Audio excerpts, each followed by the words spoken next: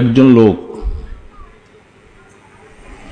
তিনি যাইতেছে পাশের গ্রামে তার এক ভাইয়ের সাথে দেখা করতে, বন্ধু মানুষ। হযরত জিবরিল আলাইহিস সালাতু ওয়াস সালাম একজন মানুষের সুরত ধরে তার সামনে এসে জিজ্ঞাসা করে, আইনা তুরিদ, তুমি কোথায় যাইতেছ?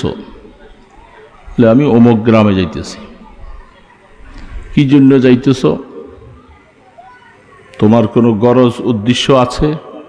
বলে, না, আমার কোনো গরজ উদ্দেশ্য নাই, শুধু একমাত্র একজন মুসলমান ভাই, ইমানদার ভাই, শুধু তার সাথে দেখা করতে যাইতেছি। তখন তিনি বলেন, আনা রাসূলু রব্বিক, আমি তোমার রবের পক্ষ থেকে একজন দূত, আমি তোমাকে সুসংবাদ দিয়ে দিচ্ছি। আল্লাহ সুবহানাহু ওয়া তাআলা, তুমি যে নিঃস্বার্থভাবে আল্লাহর জন্য একজন মুসলমানের সাথে শুধু দেখা করতে যাইতেছ, এই উসিলায় প্রথম পুরস্কার হলো তোমার সব গুনাহগুলি মাপ। এত আস্তে সুবহানাল্লাহ বললেন, মনে হয় হাদিসটা আপনারা বিশ্বাস করেন নাই। বিশ্বাস করলে এই ছোট্ট একটা কাজটা কিন্তু অত বড় না, ছোট একটা কাজের বিনিময়ে তার সমস্ত গুনাহ মাপ।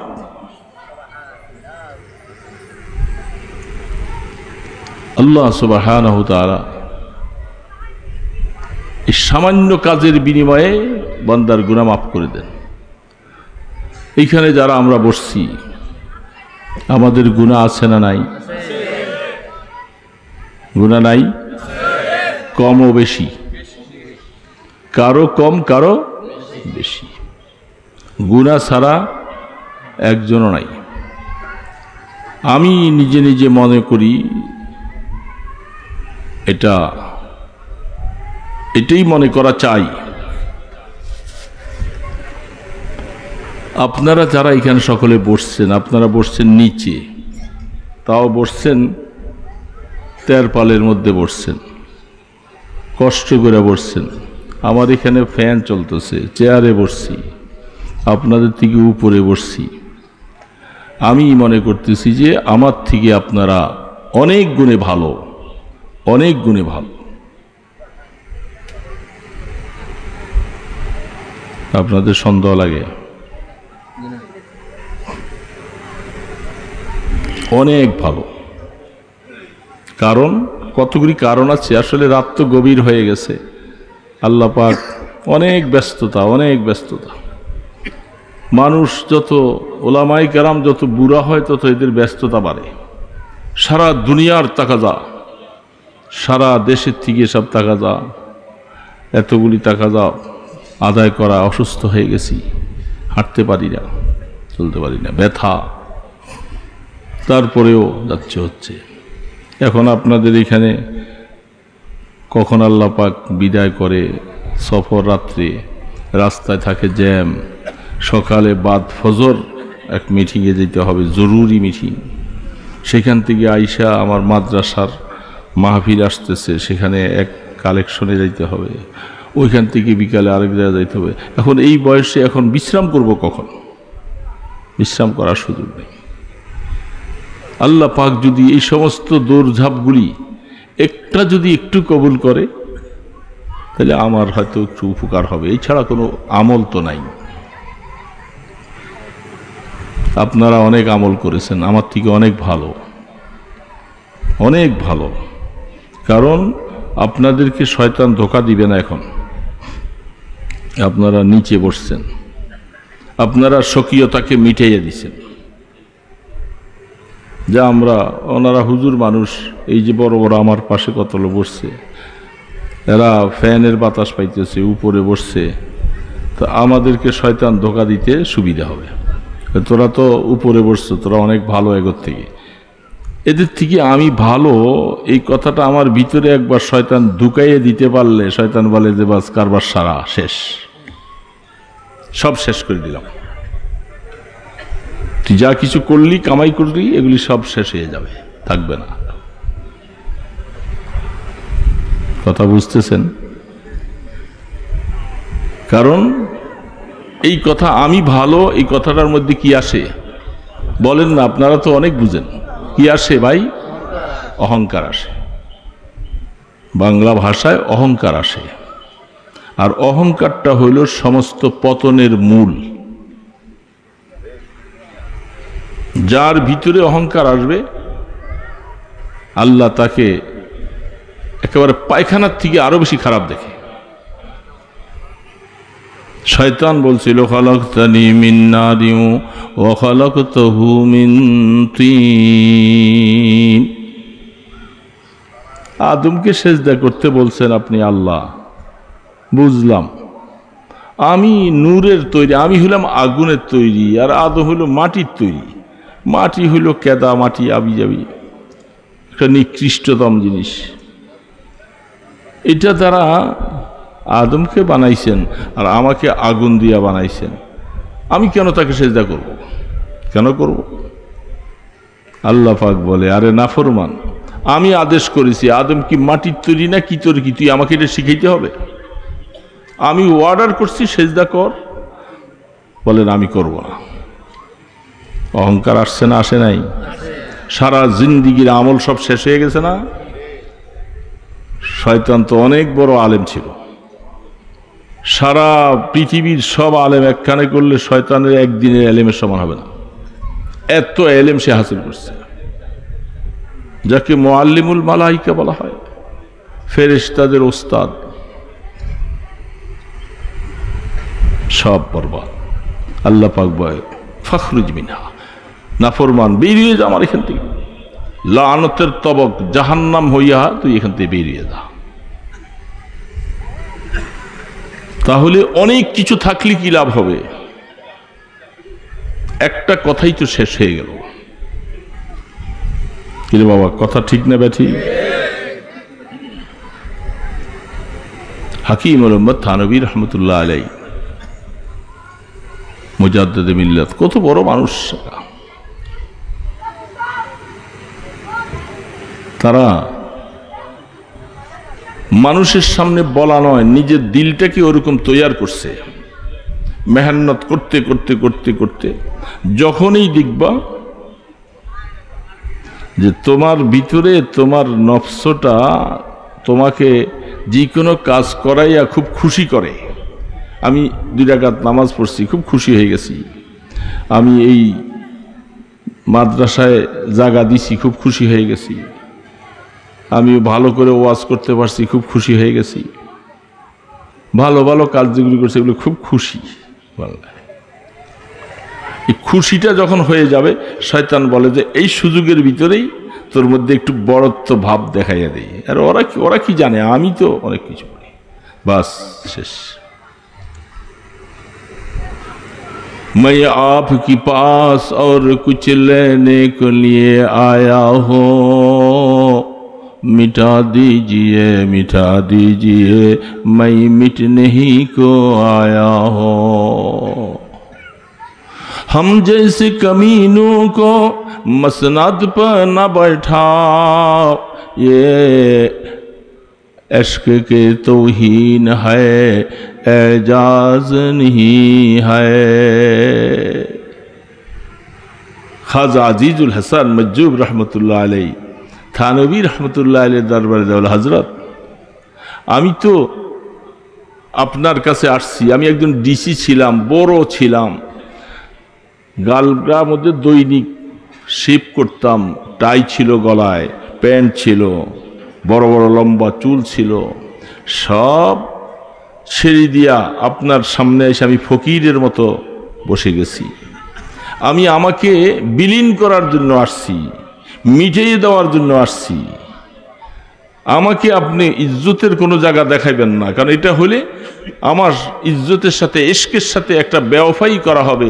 আমি আসছি আমাকে বিলীন করার জন্য, এমন রাস্তা আমাকে শিখান আমি যেন বিলীন হয়ে যেতে পারি, আমি যেন আমি বলতে না পারি আমার মধ্যে কিছু নাই। এটা হলো আসল আমল বাবা। শয়তান এখানে এসে শেষ করে, এখানে এসে শেষ করে।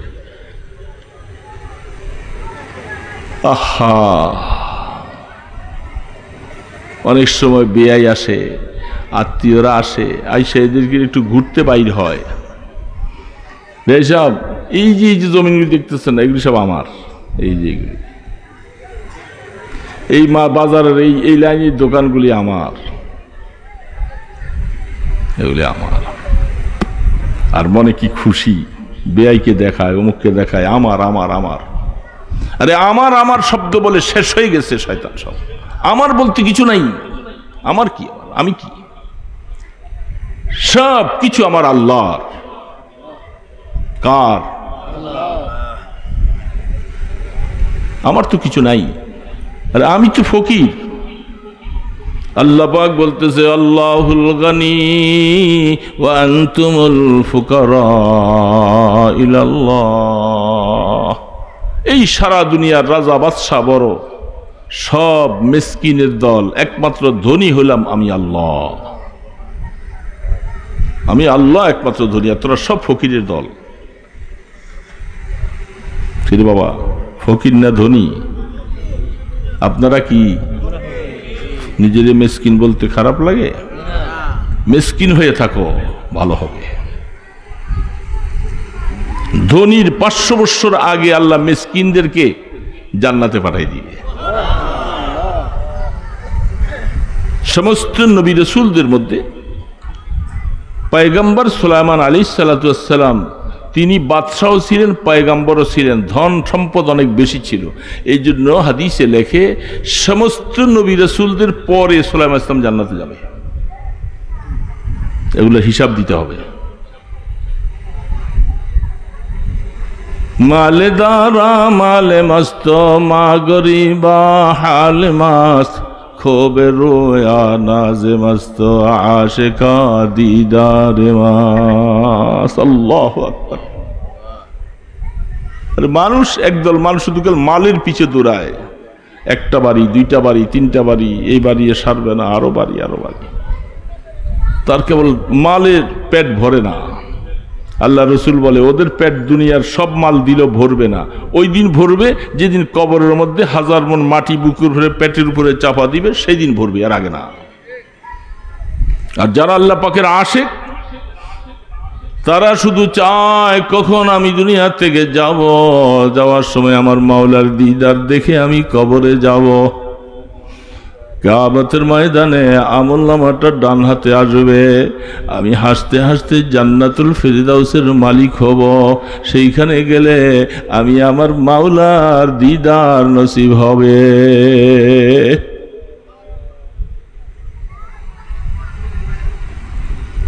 मकतब इश्क के अंदाज निराले देखिए, उसको छुट्टी ना मिली जिसने सबक याद किया।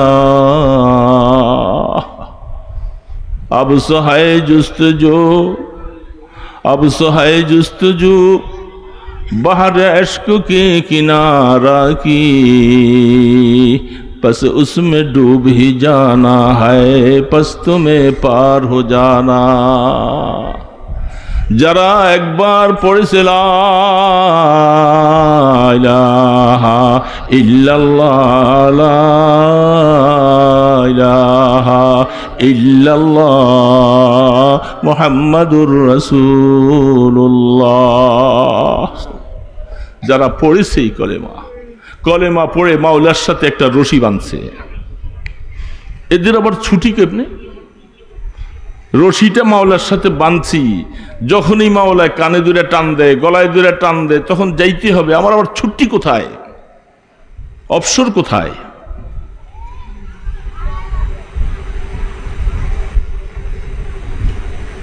ওই দিন অবসর হবে যেদিন কলেমাটা পইরা চক্ষুটা বন্ধ হইয়া কবরের দিকে পাড়ি জমাবে।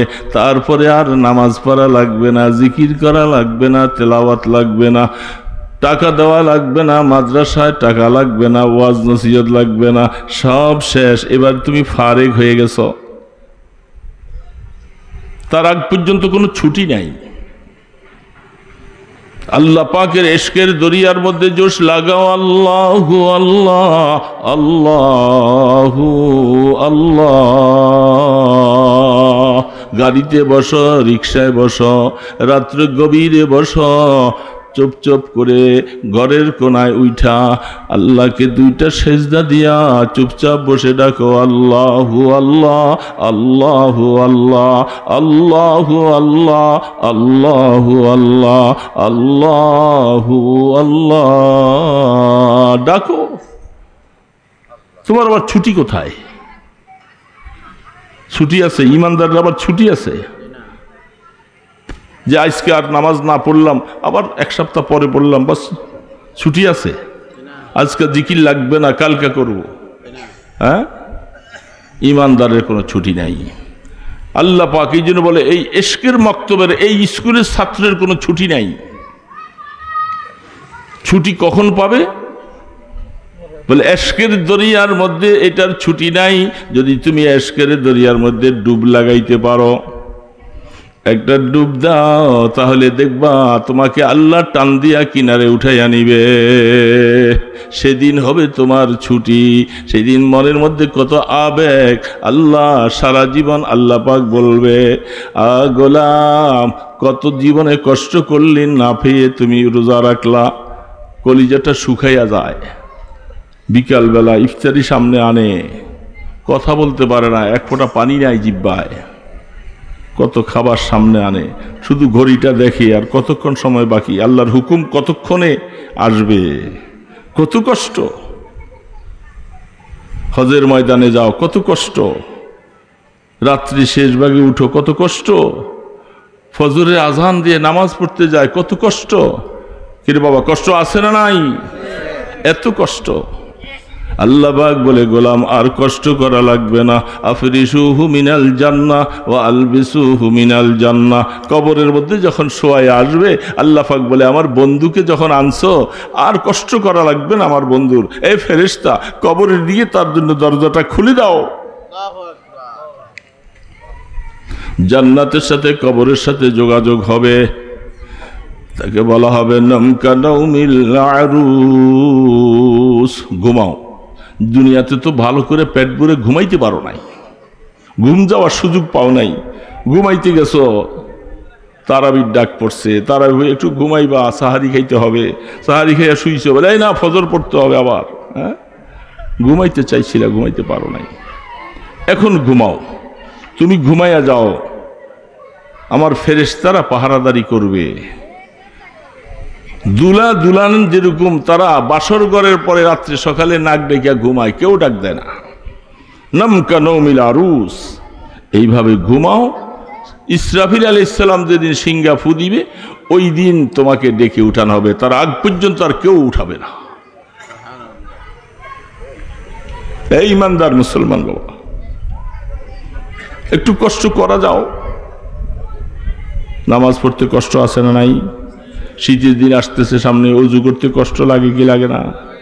হ্যাঁ, ওই মধ্যে যদি আবার রাত্রি শেষ রাত্রি উঠতে বলা হয় তো আরো কঠিন।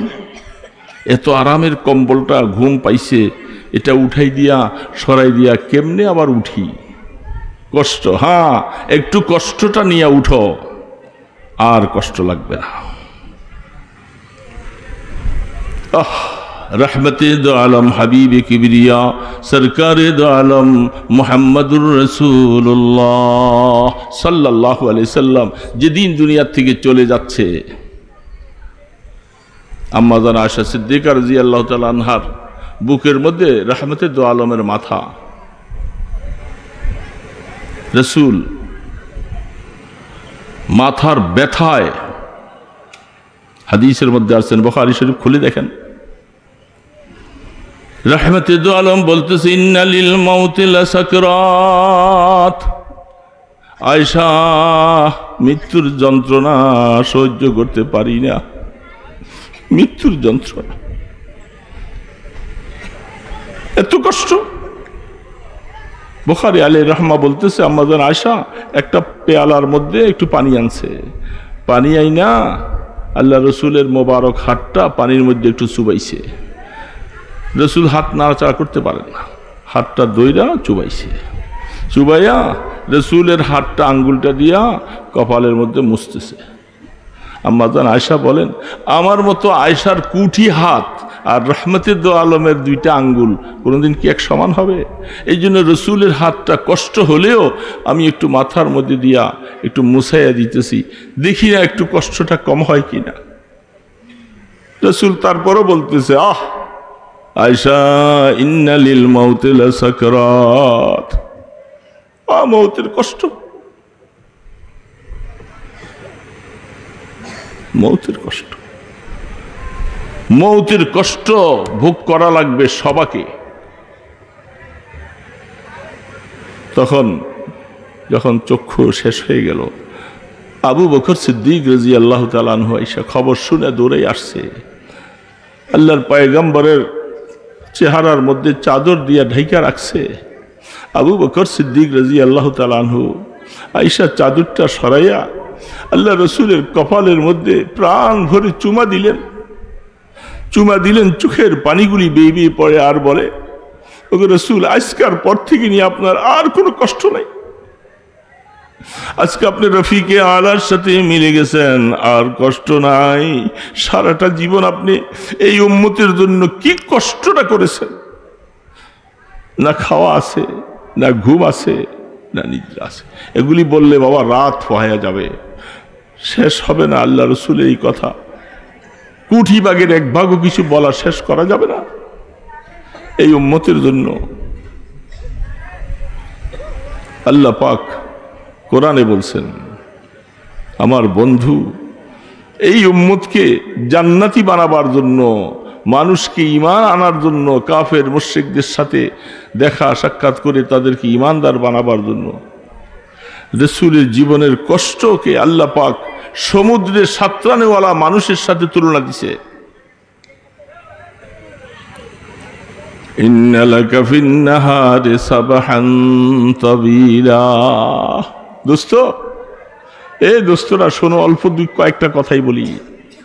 যুবক বাবাজিরা কথা বললো না, একটু শোনো। পিছনে বসছো, কথা বললে তো আর কথা শোনা যাবে না। আরে যুবক, তোমরা আজকাল যুবক, কয়েকদিন পরে বুড়া হয়ে যাবে তোমরাও। কবর সামনে আসতেছে, কবর কি পিছে না সামনে আসতেছে? দূরে না কাছে?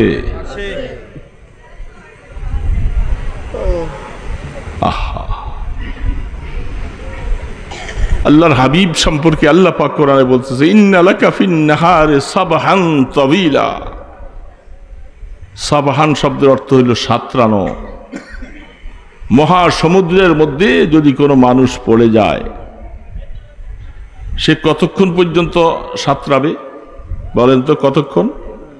বলেন না কতক্ষণ? যতক্ষণ রুটা যতক্ষণ পর্যন্ত আছে ততক্ষণ কি হাত পা গুছিয়ে বসে থাকবে? চেষ্টা করবে। দেখি যতক্ষণ হায়াত আছে ততক্ষণ হাত লাড়বে, পা লাড়বে, দেখি না কিনারে যাইতে পারি কিনা। নাড়াচাড়া করতে করতে করতে করতে করতে যখন যদি কিনারে যাইয়া পাটা একটু মাটির সাথে লাগ পায়, তখন তার মনে একটু শান্তি আসে যে আমার এই পরিশ্রমটা কাজে লাগছে, আল্লাহ আমাকে বাঁচাবে যে আমার পাটা একটু মাটির সাথে লাগছে। ঠিক না বে ঠিক? বুঝতেছো বাবাজিরা? বুঝতেছো? ছোট যুবকরা বুঝতেছো?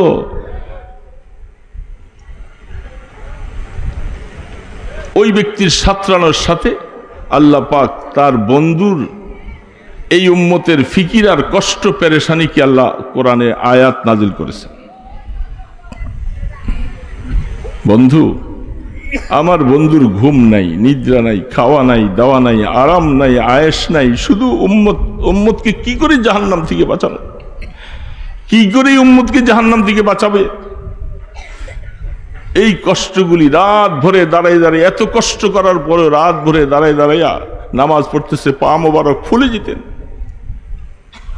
আম্মা জান আয়েশা বলেন, ওগো আল্লাহ রসুল, আপনি এত কষ্ট, আল্লাহ আপনার সব মাফ করে দিয়েছে, আপনি আল্লাহর বন্ধু, আপনি এত কষ্ট কেন, এত নামাজ পড়েন? আল্লাহর হাবিব বলেন, আফালা আকুনা আবদান শাকুরা। আয়েশা, আল্লাহ আমার গুনাহ মাফ করে দিয়েছে, আমাকে রহমতে আলম বানাইছেন, আমাকে শাফাআতে উজমা দিয়েছেন, কিয়ামতের ময়দানে আল্লাহ পাক আমাকে সুপারিশের জিম্মাদারি দিয়েছেন, হাউজে কাউসার দিয়েছেন, এত কিছু আল্লাহ আমাকে দিলেন, আমি কি আল্লাহর শুকর আদায় করব না?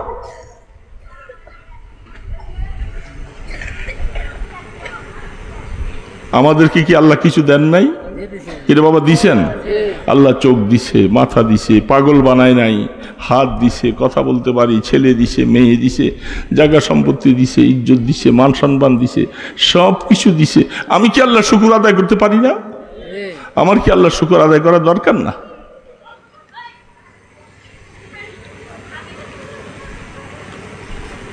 আমি কি করে নাফরমানি করি? আমি কি করে নামাজগুলি ছেড়ে দেই? আল্লাহর পয়গম্বর, এই জন্য আল্লাহ পাক বলতেছে, আহা আমার বন্ধুর জীবনে শান্তি নাই। আবু বকর সিদ্দিক চুমা দিয়া বলতেছে, ওগো আল্লাহর হাবিব, আজকের থেকে আপনার আর কোনো কষ্ট নাই, বাস আপনি রফিকে আল্লাহর সাথে মিলে গেলেন, কবরের মধ্যে জিন্দা আরাম করতেছেন রহমতে দো আলম, ইয়ামানি চাদর পরিহিত রহমতে দো আলম আরাম করতেছেন। এই উম্মত, আপনার আমার খবরগুলি প্রত্যেক সোমবার, বৃহস্পতিবার রওজায়ে আথারে পৌঁছায়। আমি কি নামাজ পড়লাম না আমি কি করলাম না করলাম, সমস্ত খবরগুলি ফেরেশতা রওজায়ে আথারে পৌঁছায় দেয়, সমস্ত আমলগুলি। যখন উম্মতের আমল, গুনার আমলগুলি রসুল দেখেন, আল্লাহ রসুল পেরেশান হয়ে যায়, কাঁদতে থাকে, উম্মত তোমরা এইভাবে করে গুনাহ করতেছ, জাহান্নামে কেমনে জ্বলবা? কেমনে জাহান্নামে জ্বলবা? শক্তি আছে? আছে রে বাবা, জাহান্নামে জ্বলার শক্তি আছে? এ বাবা জিরা আছে?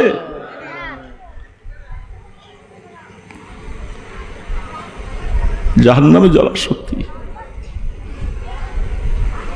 বুখারী শরীফে হাদিস আছে স্পষ্ট, খুলে দেখেন। দুনিয়ার যে আগুনটা এখন আপনারা আমরা রান্না বাড়া করি, এটাকে ভাগ করেছে 70 ভাগের 1 ভাগ আগুনটা দুনিয়াতে, 69 ভাগ আগুন জাহান্নামের আগুন রয়ে গেছে।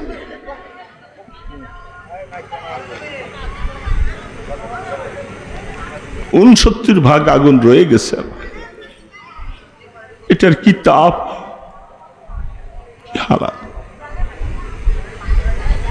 আগুন তুমি অন্য অন্য দিকে কথা। এই আগুনকে, আগুন সহ্য করতে না পেরে তারা গরমের মৌসুমে একটা শ্বাস ফেলবার জন্য আল্লাহ সুযোগ দিছে, জাহান্নাম একটা শ্বাস ফেলে, সেই জাহান্নামের আগুনের শ্বাস থেকে গরম উৎপাদন হয়।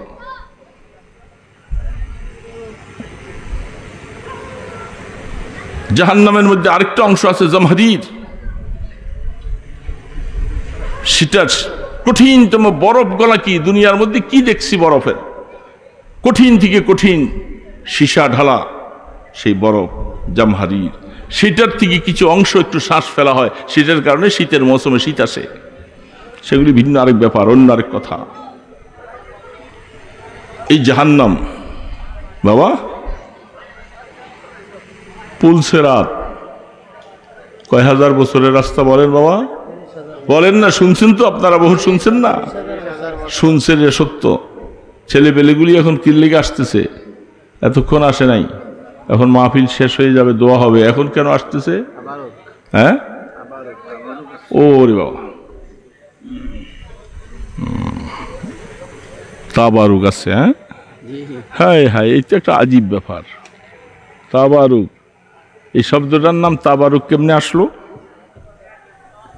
কারেন্ট যাইতে গেছে। হ্যাঁ,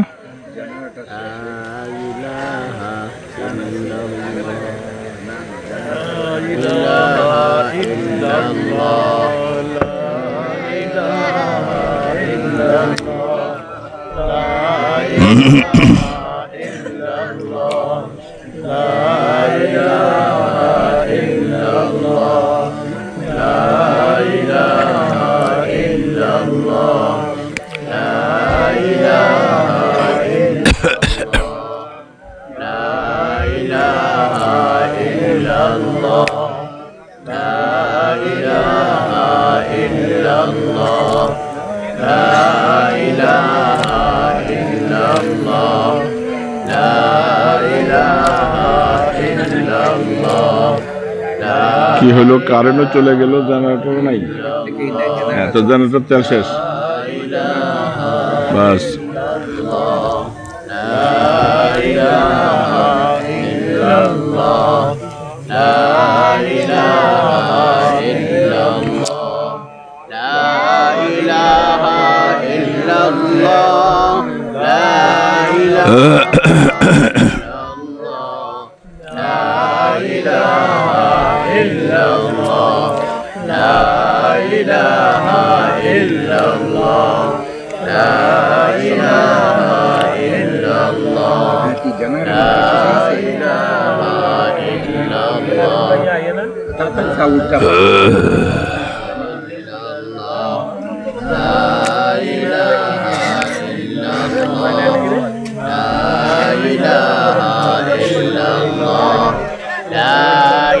কি হয়েছে? কি বলে?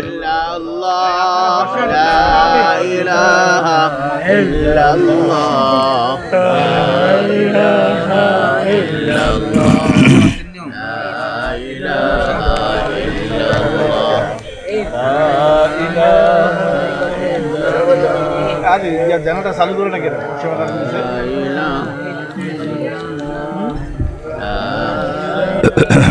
কারণ আছে।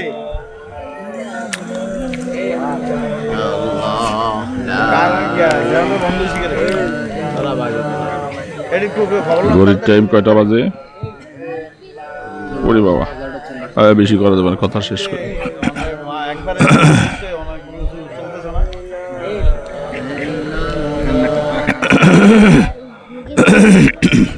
এই তোমরা এখন আছো, তোমরা যাও না কেন? ওইটা জানাটা চালু করো না কেন? তেলের ব্যবস্থা করবো না তোমরা? আমি কি একটা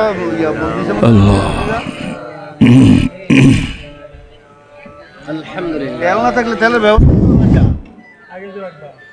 আগের সিস্টেম করে রাখতে না। যাই হোক, কথা বেশি লম্বা করা বলার দরকার নাই। আপনারা কি দিতেছেন, কিসের জন্য? এখন যারা পিছনে আসতেছে এদেরকে কি কিসের আশায়? তাবারুক। এটার নামটা তাবারুক কেন আসলো? আবার গেছে। এই ডিস্টার্ব অবস্থা চলবে না, তাই দোয়া করে দেই ওনাকে তাবারুক ওনারা দিব নাই। কথা শেষ।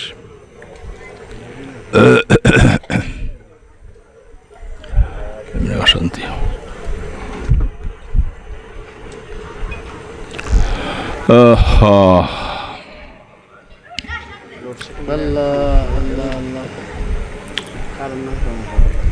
এটা আমাদের ভাষায় তাবারুক ব্যবহার হয়, কোথায় কোথায় নেওয়াজ ব্যবহার হয়। ওইটার গরিবের নেওয়াজ। তো এই তাবারুক শব্দটা তো আসলে আরবি শব্দ। এই তাবারুক বরকত থেকে তাবারুক আসছে। একে অপরের মধ্যে পরস্পরে বরকত আদান প্রদান হয়, তখন তাকে তাবারুক বলা হয়। এইখানে কে কারে বরকত কে দিতেছে? এখানে বরকত কোত্থেকে আসলো, কে দিতেছে, কাকে দিতেছে? আসলে এগুলার অর্থের প্রতি কারোই খেয়াল নাই, খামাখা একটা নাম দিছে। এটা দেশ চল একটা চলছে, মিললে মিলল, না মিললে নাই। হ্যাঁ, এমনি বলে দিলাম আর কি, এটা দেশ চল।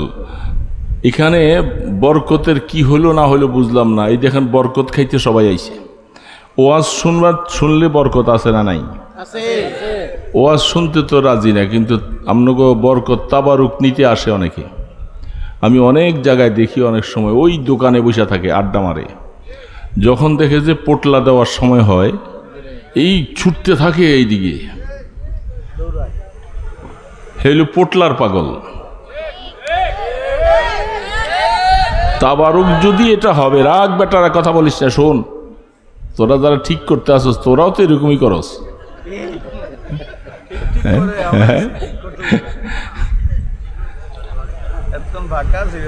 হ্যাঁ হ্যাঁ, এটাই। যদি এই বরকত নেওয়াটাই যদি উদ্দেশ্য হইতো, তাবারুক যেহেতু এটার নাম, তাইলে বরকত তো আমি আলোচনার শুরুতে আইসেই এখান থেকে বরকত নিব, তারপরে যা ভাগ্য হলো হলো তাই গেলাম। কিন্তু মাঝখানে আসে বরকত নিতে, আগে নেই। দেখেন না, যখন ওই দোকানে মিলাদ শরীফ পড়ায়, হুজুরে নেয়, নিয়া হুজুরে মিলাদ শরীফ শুরু করে, ওই বেচারা কিছু জিলাপি আনছে, পাশের দোকান ওই দোকান ওই দোকান বলে ভাই আহেন আহেন আহেন, কয় শুরু করতে শুরু করেন শুরু করেন শুরু করেন। তো হুজুরে কয় হুজুর শুরু করে। তো হুজুর দেখে যে আরে দুই একজন মানুষ আছে, আর হেরা সব ওই যে দোকানদারি করতে আছে। ওই বেটারা মনে মনে করে সুযোগ পাইছি, এই সুযোগে ওই বেটার দোকানের মধ্যে কাস্টমার যাইব না, কাস্টমারগুলি আমগো দোকানে আইব, আমরা বেচা রেচা সাইডা লই, তারপরে যেমন এই যখন একলা একলাই এই জ্বালা যন্ত্রণার ভালো না, একলা একলাই বেচারায়।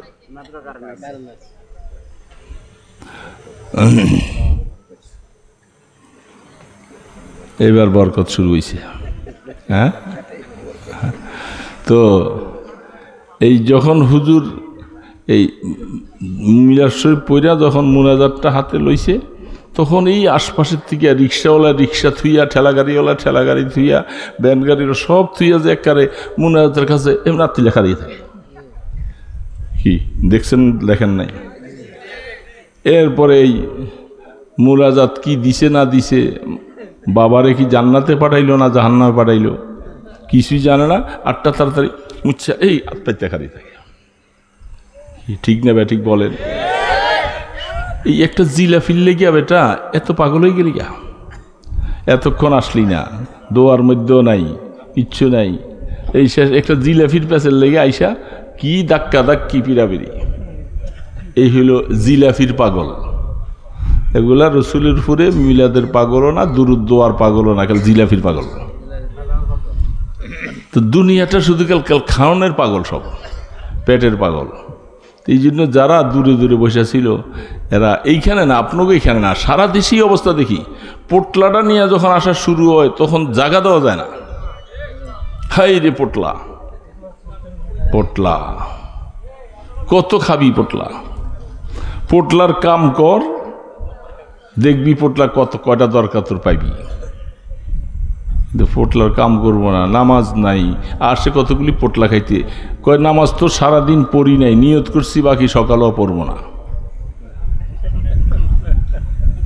তাহলে এদেরকে কি ওয়াজ করবো, কি হালাত করবো?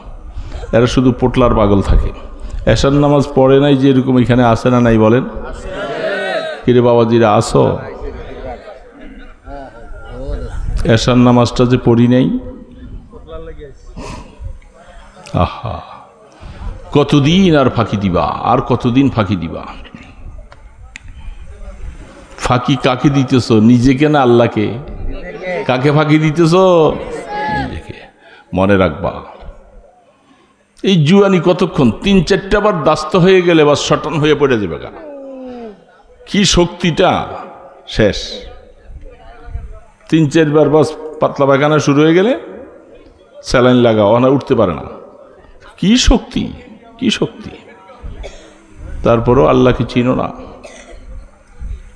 নামাজ পড়া দরকার আছে না নাই? সবাই তো বলে না, আছে না নাই? আল্লাহ বাবারে, মাগরিব পড়ো নাই তো অনেকে এখানে আসো। এসা তো দূরে গেছে গা। ফজর তো ইনশাল্লাহ ঘুমাইয়া থাকবো। ওই উজারি মোবারক করিম সাহেব বলতো, হ্যাঁ, ঘুমাইয়া কাজা করেছ ফজর, তখনই জাগনি যখনই জোহর, হেলায় খেলায় কেটেছ আসর, মাগরিবের ওই আজান শুনানি, জমাতে শামিল হাওরে বান্দা, এখনো জমাতে আছে স্থান। ফজরের সময়টা ঘুমাইয়া শেষ করছো, জোহর তো খেলতে খেলতে গেছে গা, আসর আর কি পড়ব নাকি? এই জন্য আল্লাহ পাক তোমাকে ডাকে, এ গোলাম ফজর পড়ো নাই, জোহর পড়ো নাই।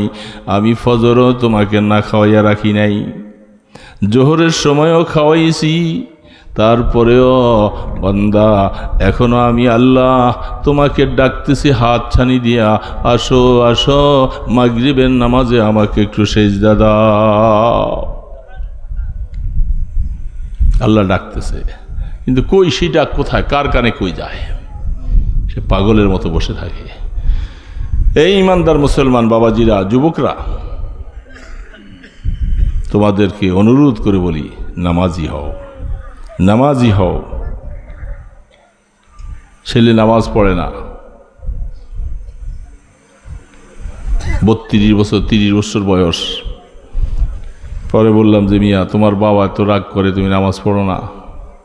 কয় আমার মতো বয়সে আমার বাবা এই রুমিয়া ছিল। ওটা একটা সত্য কথা বলছে, কেন না নাউজুবিল্লাহ বললেন? সত্য কথা বলছে সে তো দেখছে বাস্তবে।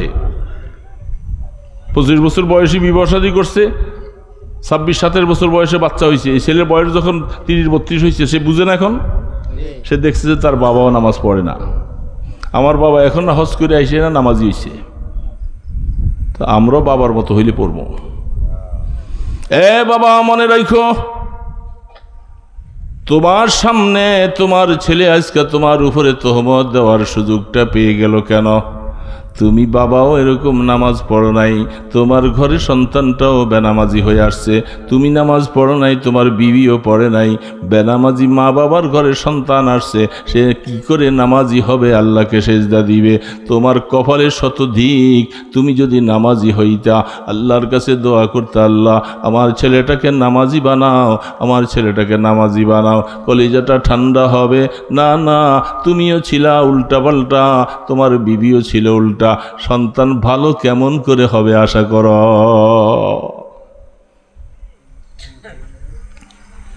সন্তানকে দোষ দিয়ে লাভ নাই, সন্তানকে দোষ দাও। হযরত ওমর ফারুক রাদিয়াল্লাহু তাআলা আনহুর কাছে বাবা যায় বিচার দেয়, খলিফাতুল মুসলিমিন, আমার পোলাটা আমার কথা শোনে না, বাবার খেদমত করে না। ওমরে ফারুক রাজি বলতেছে, এটা তো খারাপ কথা, আগামীকাল সকালবেলা তুমিও আসবা, তোমার পোলাকেও নিয়ে আসবা। বাপ বেটা দুইজনে আসছে। ফজরের নামাজের পরে খলিফাতুল মুসলিমিন মসজিদে নববীতে বাপ বেটা ডাকছে, আসো। এই ছেলে, তোর বাবার কথা শোনস না, বাবার খেদমত করস না, কি অসুবিধা? খলিফাতুল মুসলিমিন, আমার দুইটা কথা যদি ইজাজত দেন আগে বলবো। বলে হ্যাঁ বলো, বলার জন্যই তো তোমাদেরকে ডাক দিয়েছি, আসছো। এ বাবা তুমিও শোনো, ছেলে তুমিও শোনো, আপনাদেরকে আমি জিজ্ঞাসা করি, বাবা আগে না ছেলে আগে? বলেন।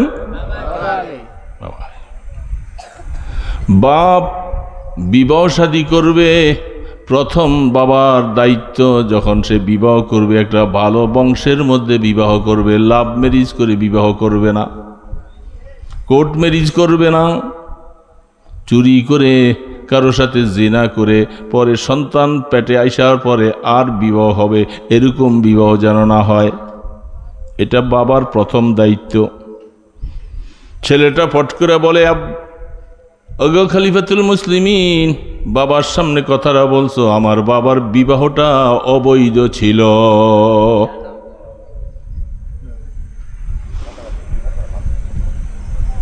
খলিফাতুল মুসলিমিন বলে যে রাখো। 2 নম্বর কথা হলো,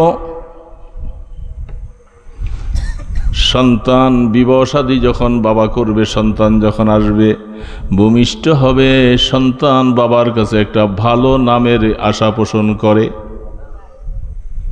বাবার কাছে কি চায়? একটা সন্তান কি চায়? একটা ভালো নাম চায়। ছেলে ফাল দিয়ে উঠছে, খলিফাতুল মুসলিমিন, আমার বাবা আমার নাম রাখছে জুয়েল। জুয়েলের অর্থটা কি আপনি বলেন? জুয়েল শব্দের অর্থ তো হইল পায়খানার কিট।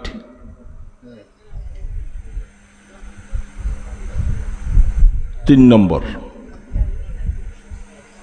এ বাবা, 3 নম্বর হলো সন্তান পৃথিবীতে আসলে ভালো নাম চায় এবং সে আল্লাহর নামটা তাকে শিখাতে হবে। সন্তান পৃথিবীতে আসলে এই জন্যে আল্লাহ রসুল বলেন আকিকা করবে কোনো আল্লাহওয়ালা বুজুর্গদের মুখের মধ্যে থেকে খেজুর চাবাইয়া একটু তাহানিক করাইবা, 7 দিনের দিন তার আকিকা করাইবা। এই কাজগুলি সন্তান তোমার কাছে দাবি রাখে। বলে আমার বাবা আমার নামটাও ভালো রাখে নাই, আমার বাবা এই সমস্ত জিনিস কিছু বুঝেও নাই কোনোদিন, কিসের আকিকা, কিসের ভালো নাম, কিসের আবার তাহানিক, এগুলি কিছুই করে নাই। এবার বাবাকে ডাক দিয়া বলে বাবা মাথা নিচু দিয়ে বসে আছে খলিফাতুল মুসলিমিনের সামনে, কেমন করে এই সন্তান তোমার কথা শুনবে? কারণ তুমি হক নষ্ট করেছো, ছেলের বিবাহর আগে অবৈধভাবে একটা বিবাহ করেছো। ছেলে বড় হবার পরে আজকাল নানার বাড়ির পরিচয় দিতে শরম লাগে।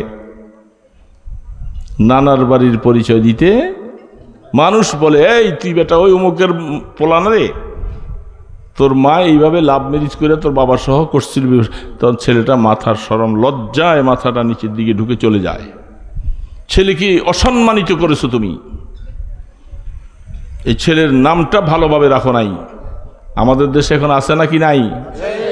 বাবুল, বল্টু, নল্টু, কল্টু, সল্টু যত আছে সব এই নাম রাখছে। ভালো আশা কিভাবে করবে? এই সন্তান থেকে ভালোর আশা কিভাবে করবে? খলিফাতুল মুসলিমিন বলে দিল যাও, তোমার বাবা তোমার অনেক হক নষ্ট করেছে, তারপরেও তোমার বাবাকে তুমি মাফ করে দাও, মাফ করে দাও, আগামী দিনে তুমি ভালো হয়ে যাও। খলিফাতুল মুসলিমিন তাকে ওয়াজ করে দিলেন। এই জন্য বাবারা, ওই যে ছেলে বলছিল আমাকে নামাজের কথা হুজুর বলেন, এই বয়সে আমার বাবাও তো নামাজ পড়েনি, আমি দেখছি। ছেলে দেখে বাবা টেলিভিশনটা খুলে ওইখানে বসে নাচ গান দেখে, হ্যাঁ, তো ছেলে কি করবে? যখন হাড্ডিগুলি বেঁকা হয়ে যাবে, চামড়া লুজ হয়ে যায়, তখন আস্তে আস্তে তসবি হাতে নিয়ে বাবা এখন মসজিদের দুয়ার ছাড়ে না। কিন্তু ছেলেটা তো এইগুলি দেখছে, এই জন্য অপরাধী তুমি বাবা, মনে রাখবা। এই জন্য সন্তানরা, বাবারা তোমরা ভালো হয়ে যাও, আগামী দিনে যেন তোমাদের সন্তান যেন ভালো হয়, তুমি নামাজি হও, তুমি ভালো মানুষ হয়ে যাও। আস্তাগফিরুল্লাহাল্লাযী লা ইলাহা ইল্লা হুয়াল হাইয়ুল কাইয়্যুম ওয়া আতুবু ইলাইহি লা হাওলা ওয়ালা কুওয়াতা ইল্লা বিল্লাহিল আলিয়্যিল আযীম। আল্লাহুম্মা সাল্লি আলা মুহাম্মাদিন ওয়া আলা আলিহি ওয়া আসহাবিহি ওয়া বারিক ওয়া সাল্লিম। আল্লাহুম্মা সাল্লি আলা মুহাম্মাদিন ওয়া আলা আলিহি ওয়া আসহাবিহি ওয়া বারিক ওয়া সাল্লিম। আলহামদুলিল্লাহি রাব্বিল আলামিন ওয়াস সালাতু ওয়াস সালামু আলা আশরাফিল আমবিয়া ওয়াল মুরসালিন। ربنا ظلمنا أنفسنا وإن لم تغفر لنا وترحمنا لنكونن من الخاسرين। مولاي كريم رحمن رحيم আল্লাহ, আসর থেকে নিয়ে পর্যন্ত কত মানুষ তোমার সম্পর্কে দিনই আলোচনা করেছে। আল্লাহ দুরুদ সালাম পড়েছি, মেহেরবানি করে দুরুদ সালামের হাদিয়া সোনার মদিনায় পৌঁছায়া দাও। রসুলের আত্মীয় স্বজন, আলো আহাল, পরিবার বর্গ, সাহাবাই কিরাম সকলের আরওয়াহ মোবারকে হাদিয়াগুলি পৌঁছাইয়া দাও আল্লাহ। আমাদের মা বাবা, দাদা দাদি, নানা নানি, ভাই বোন, শ্বশুর শাশুড়ি, উস্তাদ মুর্শিদ যারা যেখানে কবরস্থ, সবার কবরে সওয়াবগুলি পৌঁছাইয়া দাও আল্লাহ। আল্লাহ সবার জীবনের গুনাহগুলি মাফ করে দাও আল্লাহ। মা বাবার কবরকে রহমতের কবর বানিয়ে দাও আল্লাহ। আমাদের ছেলে মেয়ে, বিবি বাচ্চা সবাইকে তুমি মাফ করে দাও। আমাদের সন্তানগুলোকে নেককার দিনদার নামাজি বানাইয়া দাও আল্লাহ। আল্লাহ বিশেষ করে যুব সমাজকে নামাজি বানাইয়া দাও আল্লাহ। একটা যুবককে তুমি হেদায়েত ছাড়া বাকি রাখো না, সবার দিলের মধ্যে তোমার মায়া মহাব্বত দান করো আল্লাহ। আল্লাহ এই যুবকরাও তোমার বান্দা আল্লাহ। আমাদের এই যুবক সন্তানগুলোর জন্য আমাদের মায়া না লাগে আল্লাহ তাদের দিলটা মসজিদের দিকে ফিরাইয়া দিও আল্লাহ। ইয়া আল্লাহ এই মাদ্রাসায় যারা জায়গা দিয়েছে আল্লাহ, বাবা বেঁচে আছে, ভাইয়েরাও বেঁচে আছে আল্লাহ, তাদের হায়াতের মধ্যে বরকত দান করে দাও আল্লাহ। আল্লাহ তোমার মহব্বতে মাদ্রাসার জন্য জায়গা দান করেছে, একে উসিলা করা কিয়ামতের ময়দানে জান্নাতুল ফিরদাউসের মালিক বানাইয়া দিও আল্লাহ। মাদ্রাসার দিন দিন তারাকে নসিব করে দাও, মাদ্রাসার ঋণ শোধ করার তৌফিক দান করে দাও, এলাকার মানুষের সাথে মহব্বতের সম্পর্ক লাগাইয়া দাও। এই মাদ্রাসা যেন এলাকার সমস্ত মুসলমানদের নাজাতের উসিলা হয়ে যায় আল্লাহ।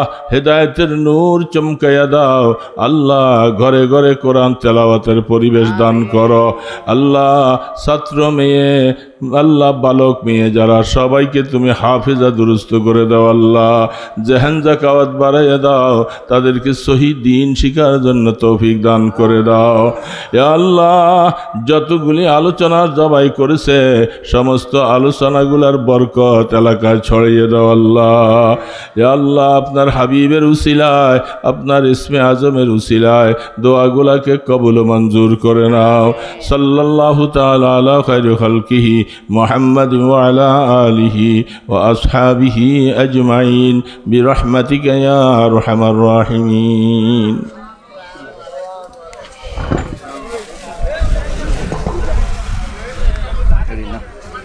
কেউ উঠতেন না, কেউ উঠতেন না, কেউ উঠতেন না, আমার কাছে যান। আপনারা কাতার করে বসেন, কিন্তু একজনও এগুলো করবেন না, সবাই কাতারের মধ্যে বসে থাকবেন। বসার থেকে কেউ উঠবেন না, বসার থেকে কেউ উঠবেন না। سيئات أعمالنا من يهد الله فلا مضل له ومن يضلله فلا هادي له ونشهد أن لا إله إلا الله وحده لا شريك له ونشهد أن سيدنا ومولانا محمدا عبده ورسوله أما بعد فأعوذ بالله من الشيطان الرجيم بسم الله الرحمن الرحيم ألا إن أولياء الله لا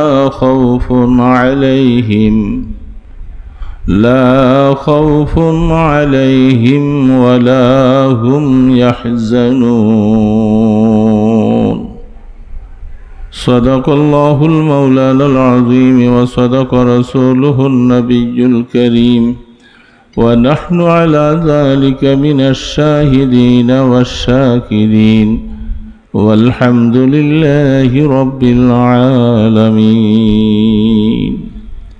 সকলে একটু মহব্বতে মদিনাওয়ালার উপরে দুরূদ শরীফ পাঠ করি।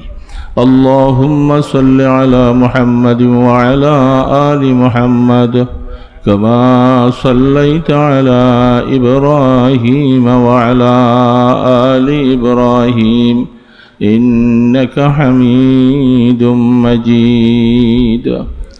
اللهم بارك على محمد وعلى آل محمد كما باركت على إبراهيم وعلى آل إبراهيم إنك حميد مجيد।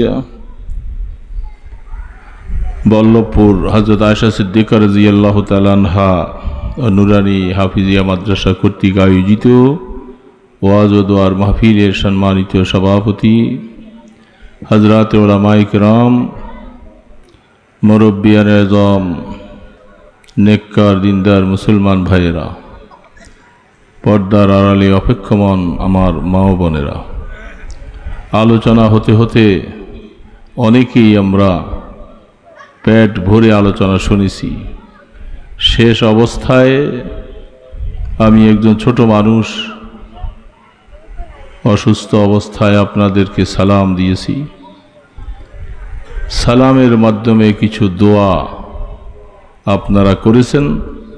আল্লাহ যেন আমাকেও কবুল করেন, আপনাদেরকেও যেন কবুল করেন। সালামের মাধ্যমে দোয়া হয় কি হয় না?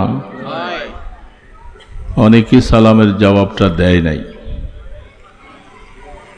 বুঝে না মাসালা। তারা বলছে সালাম দিছি আমি একজন, জবাব একজনই দিলেই চলে, সবাই তো দেওয়া লাগে না।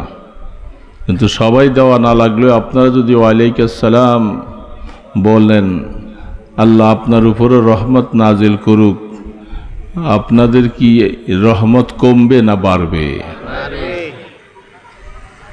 তো আমরা তো অনেকে পারলাম না এই রহমতের দোয়াটা করতে। আমি লক্ষ্য করেছি কিছু সংখ্যক লোকেরা মুখ নাড়ছে আর অনেকে চুপচাপ বসে আছে। এটা তো আমার কাজ না, সকলে সালামের মধ্যে একজন দিলেই চলে, কথা ঠিক আছে। কিন্তু দোয়ার সময়ের ভিতরে আরেক ভাইয়ের জন্য যদি দোয়া করেন, আপনার দোয়া তাড়াতাড়ি কবুল হবে। আল্লাহু আকবার। একটা হাদিস শরীফে দেখেছি আজকে না গতকাল,